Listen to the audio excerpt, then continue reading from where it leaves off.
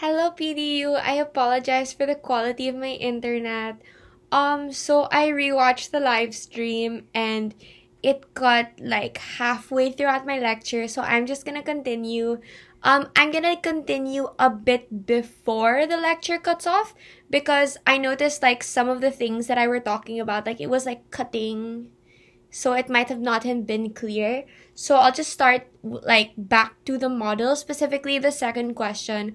What are the parallels to status quo? So I think answering the question, what are the parallels to status quo, is a really good way of showing that your model isn't something that is, number one, super radical. So, for example, we already fine people for jaywalking in status quo.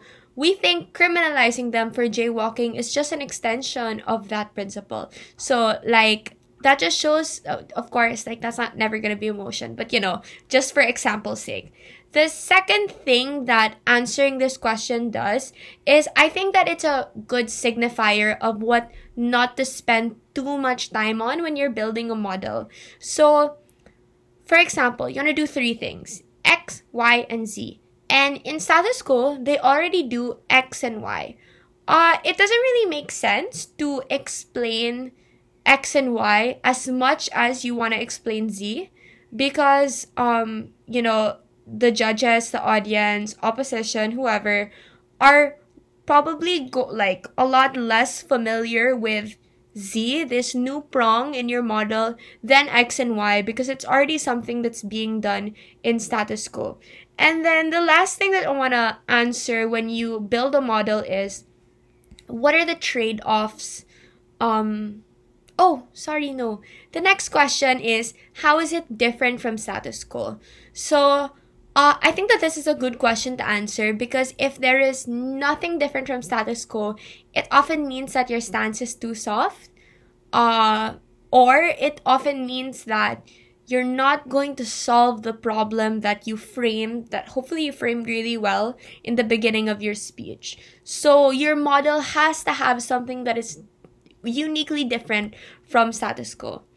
The last question to answer with regards to a model is, what are the trade-offs of your model? So, if your model does absolutely everything, it solves every problem, you're funding XYZ things, there's no trade-off, often that model is too good to be true. You will be called out for, being unrealistic, or it could even be principally inconsistent for you to fund one thing but also fund the other thing. So if your model can do everything, then a lot of times that means that your model is wrong. Don't be afraid to identify the trade-offs. And when you identify the trade-offs, you should mitigate what possible harms comes from this trade-off, and then you justify why is that trade-off worth it.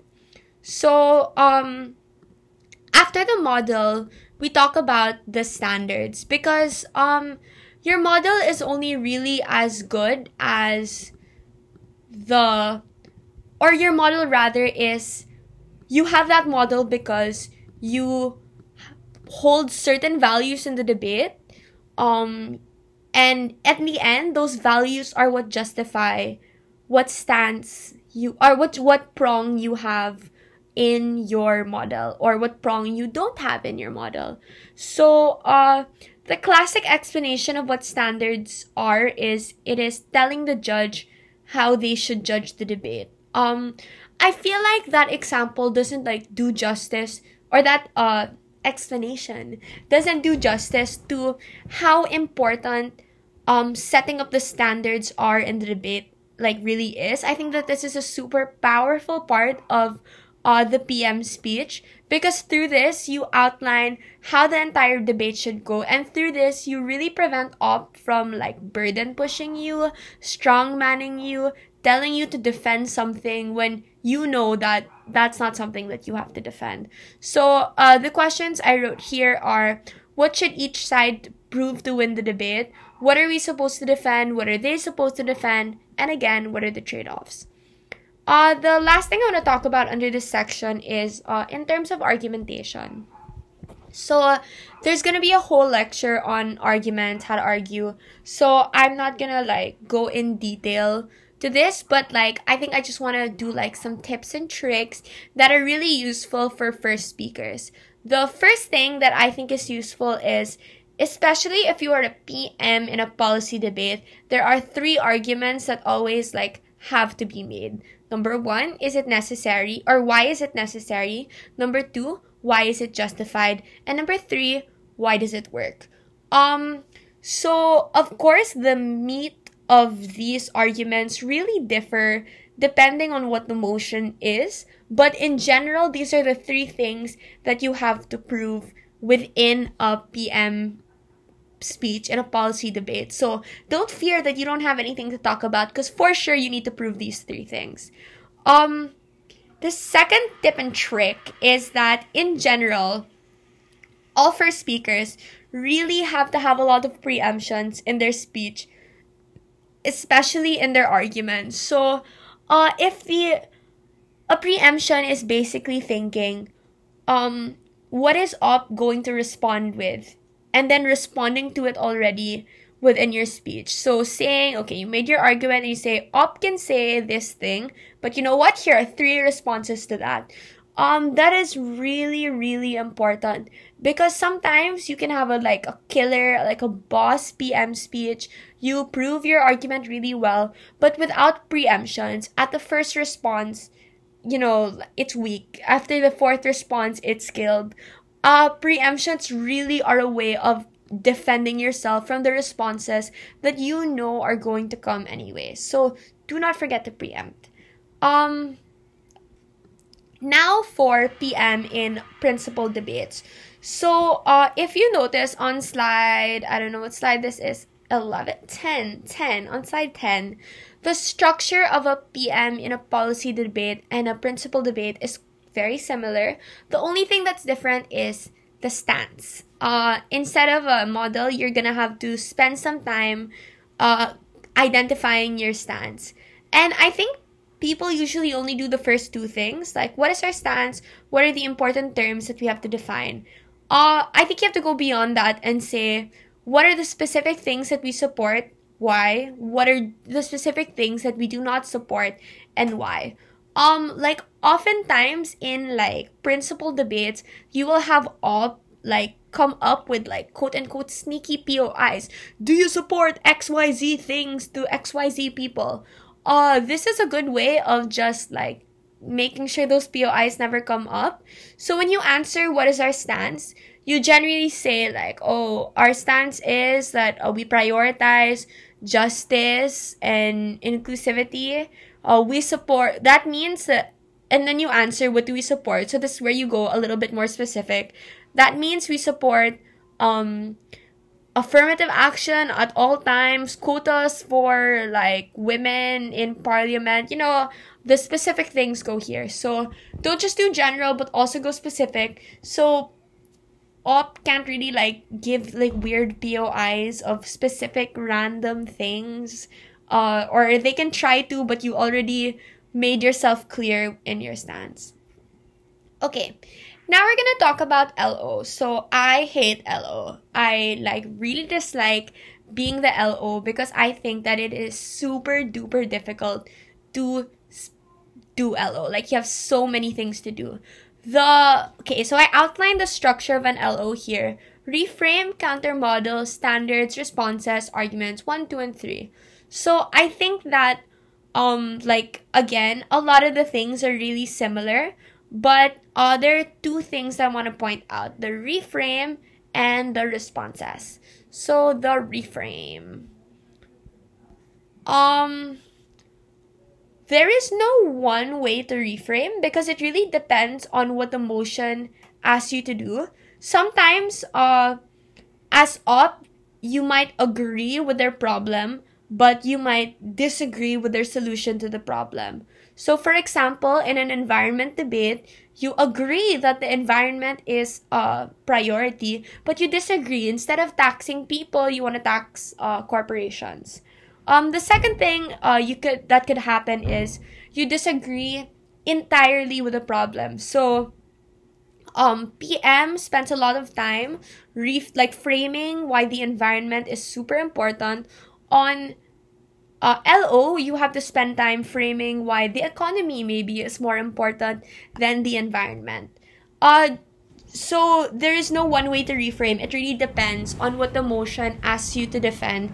But in general, I think that what you have to keep in mind when you reframe is you have to adapt. That's the first thing. So do not spend time saying things that have already been said by the first speaker. So if you agree with it, don't need to say it. Even if you prepped it, or even if you can say it in like a nicer, cooler sounding way, at the end, it will just be value neutral because both of you guys agree on it anyway. So know when it is okay to drop something and not say it during your reframe. But also, just keep in mind that it is the exact same goal. You are presenting a problem, but you are not presenting a problem on a blank slate as the PM did. You're presenting the problem in contrast to something that was already presented. The next thing is responses. So, like I said, the LO has a lot of things to do. Like, you have so many arguments as the LO, but you have so many arguments as the LO, sorry. But, sorry, there's a distraction at the side. So you have so many arguments as an LO, or you have so many things that you have to do, but you don't really have a lot of time to do it. So you have to reframe, you have to give a stance, all of these things. So what you... I'm sorry. So... sorry, there is a distraction at the side. When you respond, I think it's a good way to cut on time as an LO. So what you do is, a lot of times the arguments that you prep are things that already respond to the arguments of the Prime Minister. So you don't have to explicitly respond to it. So you don't have to spend that much time in responses.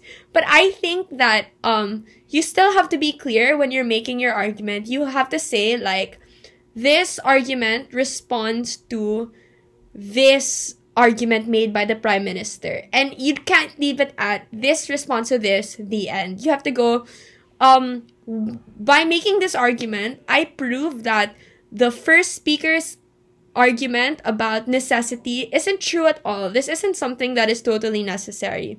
So that's just an example of how to do it. But yeah, that saves you a lot of time. Lastly is how to be up leader for principled debates. So for this, it's like reframe, counterstand, standards, responses, argument 1, 2, and 3. Nothing really new there. Okay. So now talking about prep. The thing is, with Asian season, we have 30 minutes of prep. That is super good for a first speaker. It is heaven for a first speaker. Because you have a lot of time. But in my opinion and in my experience, I think that a first speaker's speech is really just reflective of how good the preparation with your team went. It's really reflective of prep time.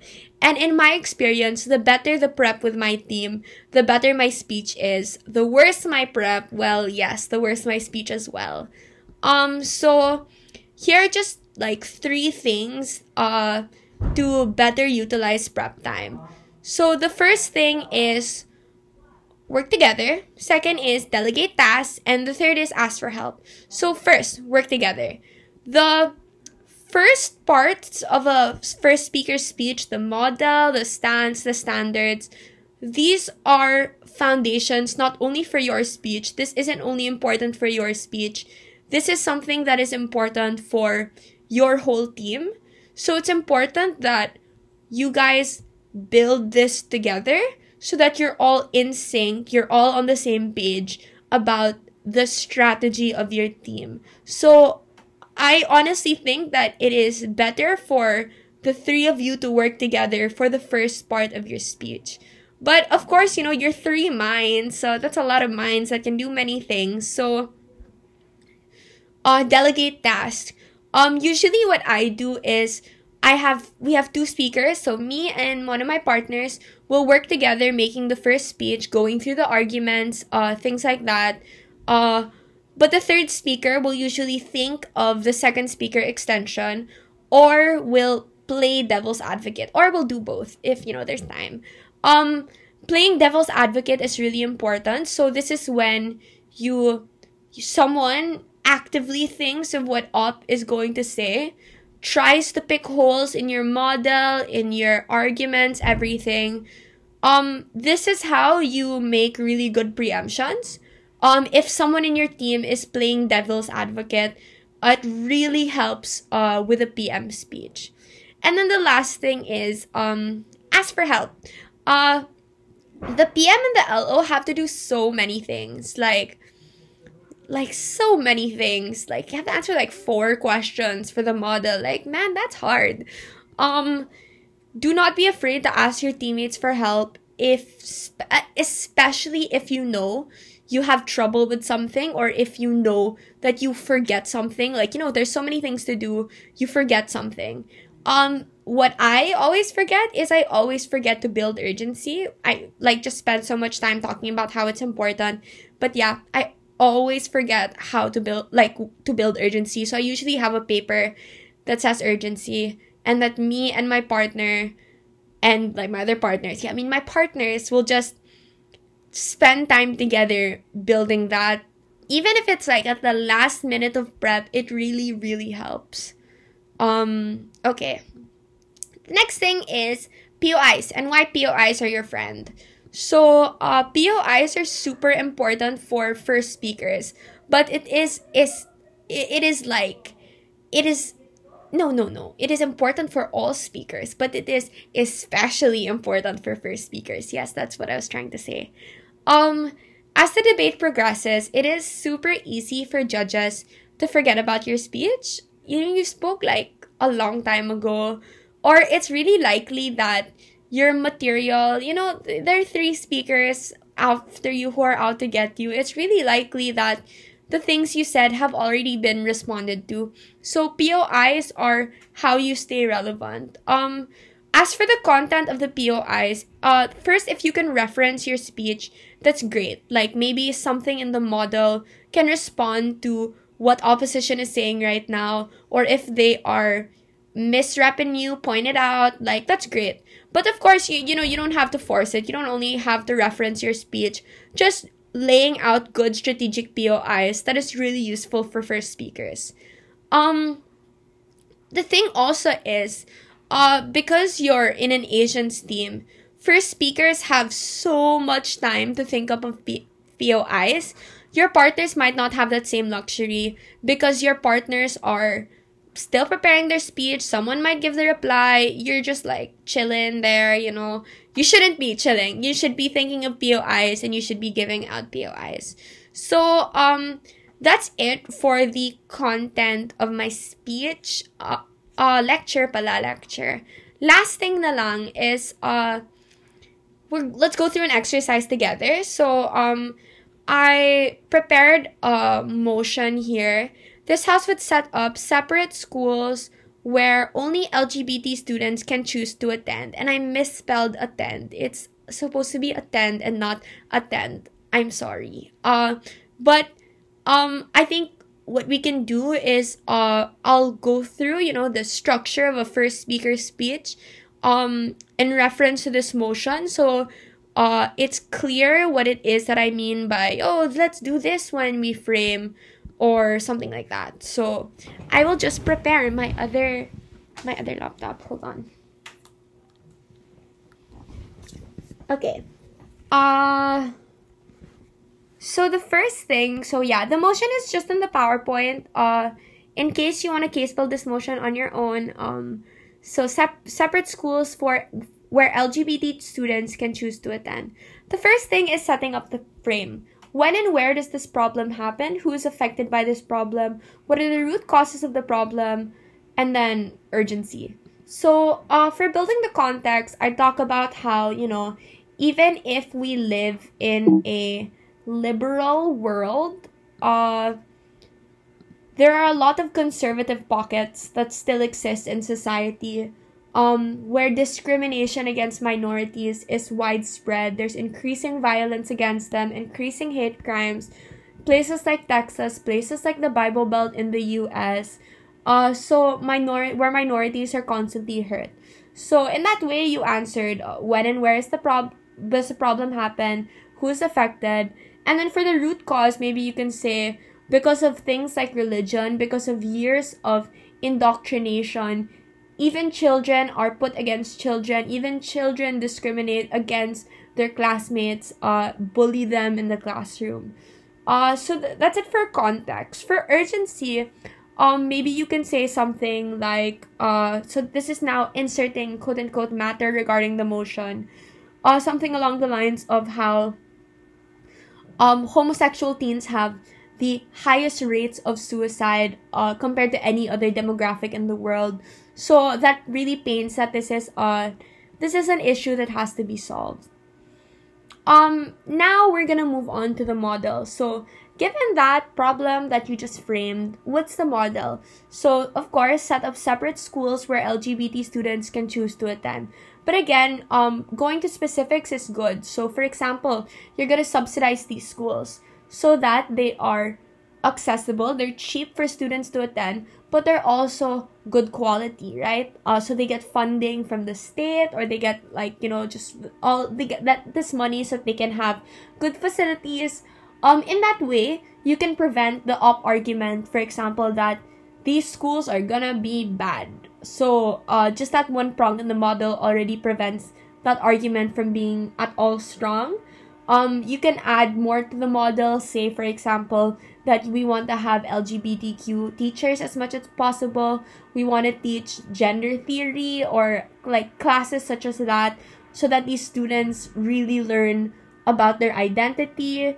And then you move on. What are the parallels to status quo? So you can say we already have religious schools, so we recognize the right for people to go to schools based on how they identify as an individual. But of course, how it's different is this is on the basis of your sexual identity, LGBTQ, which is not yet recognized in status quo. What are the trade-offs of the model? So of course, you're gonna have some trade-offs. So number one, these schools might not be the best one, like top schools in the country.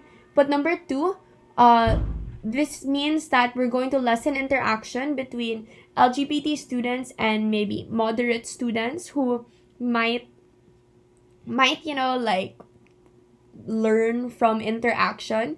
But you can say that this trade-off is worth it because our number one priority is to protect these students, these minority students, and our number one priority as the purpose of education is to provide them like this safe space for them to learn. So all those other things like interaction is secondary to fulfilling this priority.